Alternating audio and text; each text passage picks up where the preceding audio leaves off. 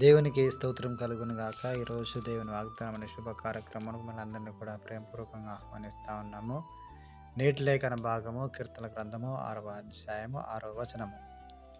నేను మూలుగుచు అలసి ఉన్నాను, ప్రతి రాత్రియు కన్నీరు విడుచుచు నా పరుపు తేలజేయుచున్నాను.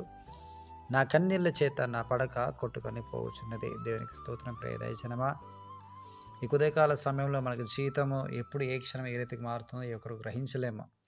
అయితే దేవుడు దావీదు కీర్తన ద్వారా మనకు తెలియజేసిన మాట ఏంటంటే, ఎంత కష్టకాలం ఉన్నా, ఎంతకాలం మనం చేసేటువంటి ప్రార్థనకు జవాబు రాకపోయినప్పటికీ కూడా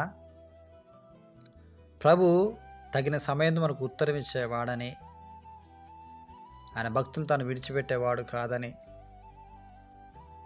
తను ప్రేమించే వాడని ఈ కీర్తన ద్వారా మనకు తెలియజేయబడతా ఉంది.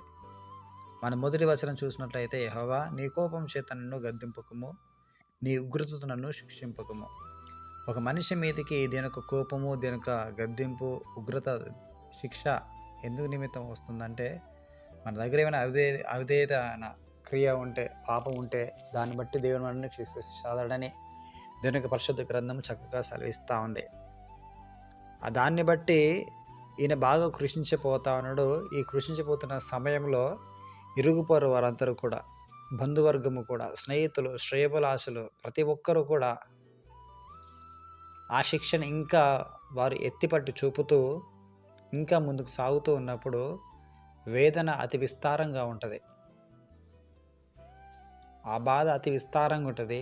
ఆ బాధను మరి దావీదు అనుభవిస్తూ ఉన్నాడు అన్నట్టు. దేవుని యొద్ద వచ్చేటువంటి బాధ ఒక రకంగా ఉన్నట్లయితే, మన పక్క వారి నుంచి వచ్చేటువంటి ఆ బాధ మరి ఆవేదనకరంగా ఉంటుంది అన్నట్టు. మనల్ని ప్రేమించేవారు వారి దగ్గర నుంచి వ్యతిరేకత వస్తే మనం తట్టుకోగలుగుతామంటే తట్టుకోలేము. అసలుకే తట్టుకోకుండా మనము భరించలేకపోతాం.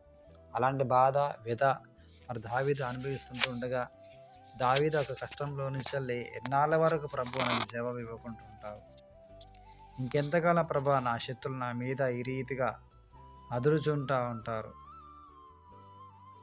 అని తనకు తానే ప్రశ్నలు వేసుకుంటూ, దేవుని ప్రశ్నలు వేస్తూ మర్రగాని స్థితిలో నుంచి కూడా ప్రభుకు మొరపెట్టేవాడుగా ఉంటా ఉన్నాడు.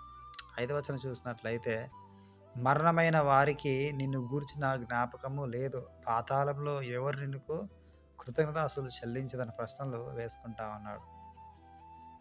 4వ వచనంలో తనకు తాను వ్యక్తపరుచుకుంటుంది, యెహోవా తిరిగి రమ్ము, నన్ను విడిపింపు, నీ కృపను బట్టి నన్ను రక్షింపు. నేను జీవం కలిగి ఉన్నా, నేను చనిపోయిన వాడిని కాదయ్యా, దయించిన ఇట్లా కృప చూపి